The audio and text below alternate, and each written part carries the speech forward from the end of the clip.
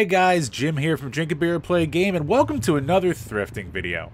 So this one, I'm starting out with a new location for me. It's what I've wanted to go to for a while. It's this like big distribution center.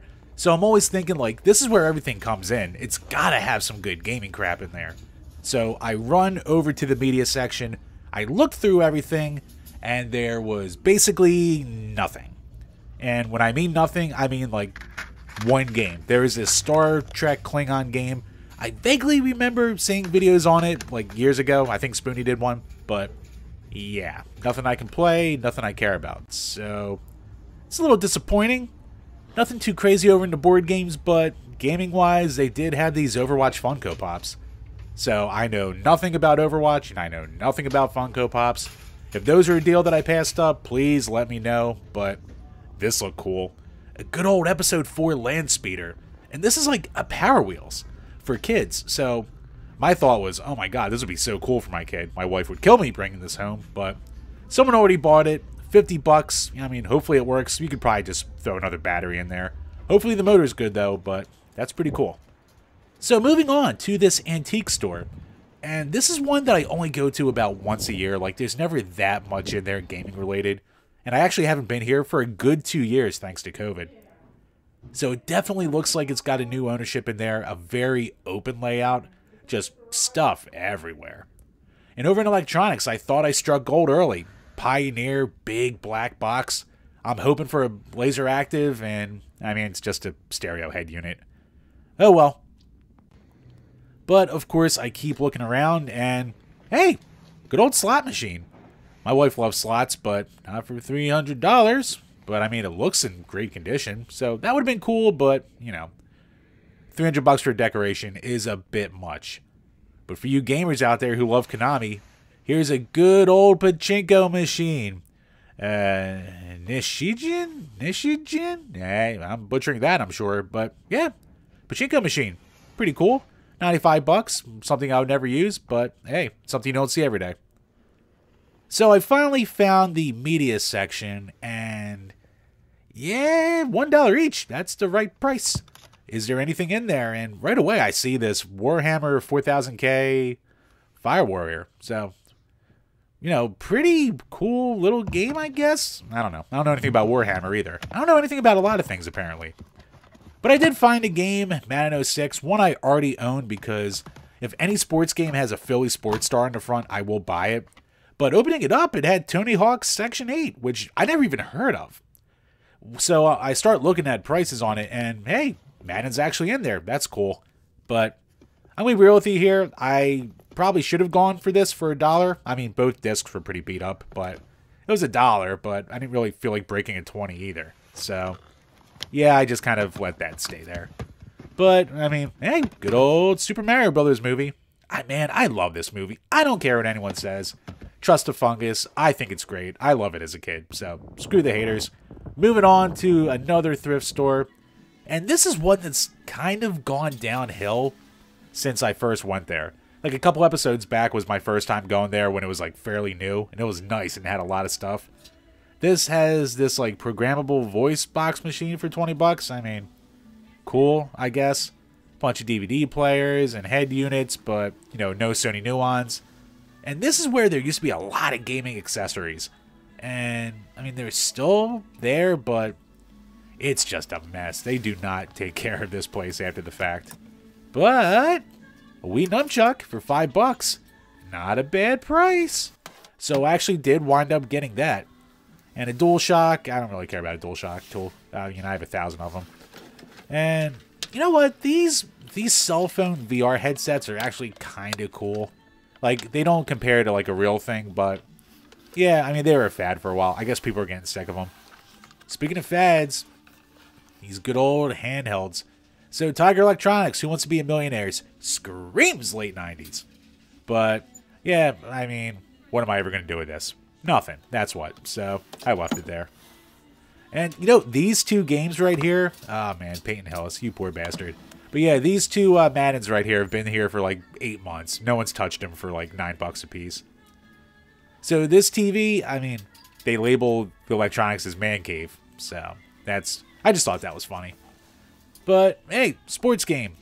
You know what? Original Xbox, I'll buy pretty much anything for it if it's $3 or less. So I actually did wind up picking up that Madden. Because, I mean, it's Xbox. You never know what could take off with that freaking console. So I figured, why not? Madden probably won't, but hey, look, some Wii junk. So, I mean, at least I got the Wii nunchuck out of it. Moving on to the media. And yeah, this also took a hit as far as games go. But I did find something I needed. Final Fantasy X. I mean, it's a game that's friggin' everywhere, but $8 is a little more than I would like to spend at a thrift shop, but it's one I don't have, one I probably should have in the old collection, so I figured screw it, picked it up. And speaking of Xbox sports titles, FIFA 07 also for $3. I don't care about soccer, so yeah, that could stay.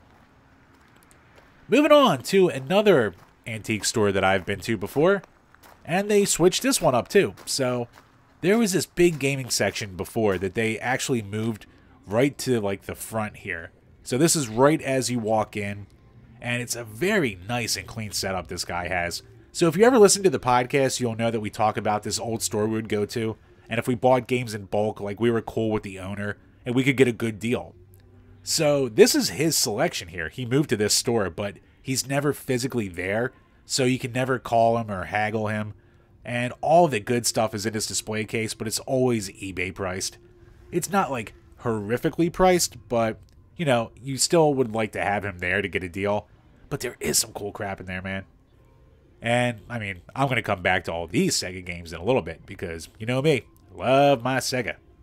But yeah, all these toy cars, all these different games from all these different generations. One thing I got to say about good old Alan, he always had a buttload of selection. And looking over here, I mean, the NES is a little... I mean, Zorda's Revenge, what is that, Star Tropics 2? I mean, that's one I should maybe get one day. But, again, I don't care about RPGs that much. And another nice selection going on over here in the PlayStation aisle, too. PlayStation's one I didn't have as a kid, so my collection's a little bit small for it as far as that goes. But, yeah, I'm starting to look around there, and as I'm going through, I went back to the Genesis games, of course, and there's a good selection, man, like Vector Man, Bard vs. Space Mutants, Dynamite Headdy, Rocket Knight Adventures. I mean, even in the glass case, he had Mega Bomberman and Master of Monsters, which is a god-awful game, but I guess it's rare because it's $50. I like how he says Sega Master in there. I thought I was confused at first for the Master System, but yeah, I mean, look, some cool titles over here, but nothing I need that I would really care that much about loose. But this caught my eye, man. A friggin' Game Genie for the Game Boy. And it's just something I don't have. And I've never seen it before in person. So this is kind of cool. And $6 ain't a bad price, but it was a little beat up. So I didn't get it.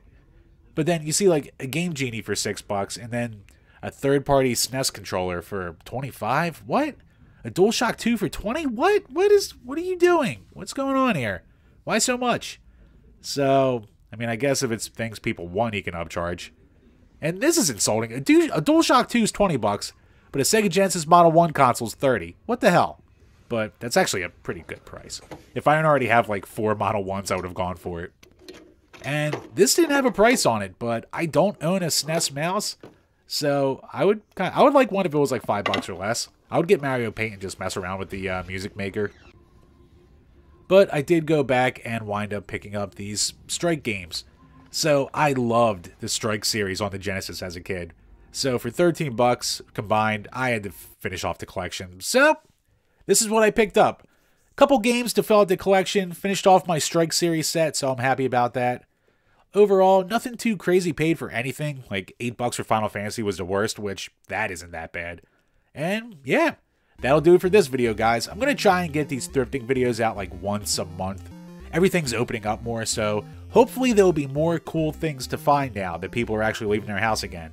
But as always, guys, make sure to check out our video game reviews, our other game collecting videos, and we are the home of the Power Hour podcast, which is also on iTunes and Spotify. So until next time, guys, cheers.